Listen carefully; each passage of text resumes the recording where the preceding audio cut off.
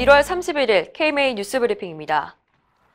대한의사협회는 30일 신종 코로나 바이러스 감염증과 관련한 제2차 대국민 담화를 발표했습니다. 최대집 의협회장은 우선 중국 교민격리시설을 둘러싼 갈등에 대해 인근 주민의 우려를 충분히 이해한다며 다만 격리시설 밖으로 바이러스가 전파될 위험성은 없다고 밝혔습니다. 또 효과적인 검역 관리를 위해서 국적 항공사의 중국 운항을 제한할 필요성도 언급했습니다. 특히 마스크 등 방역용품이 잘 공급될 수 있도록 하고 의료기관에 재정적 지원을 해줄 것을 정부에 제안했습니다.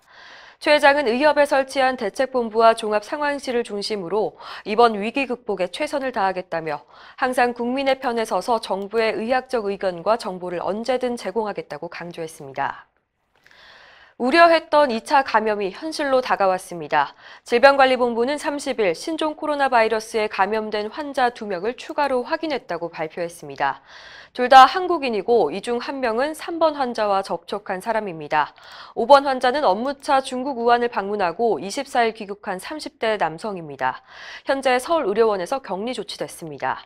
50대 남성인 6번 환자가 바로 3번 환자 접촉자인데요. 그동안 능동 감시 중이다가 바이러스 양성으로 확인돼서 서울대병원에 격리 조치됐습니다.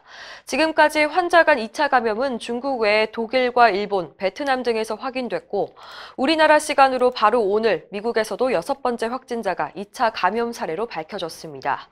한편 오늘 새벽 6시 현재 중국 내 사망자는 171명, 확진자는 8,000명을 넘어섰습니다.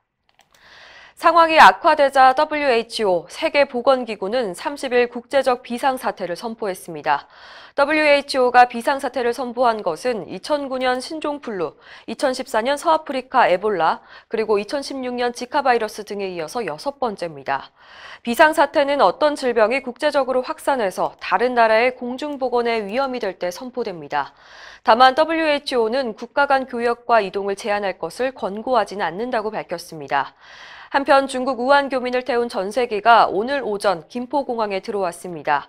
교민들은 발열 등 건강 상태를 확인받고 이상이 없는 승객 100명은 임시생활시설로 지정된 충북 진천의 국가공무원 인재개발원과 충남 아산의 경찰인재개발원으로 각각 이동할 예정입니다.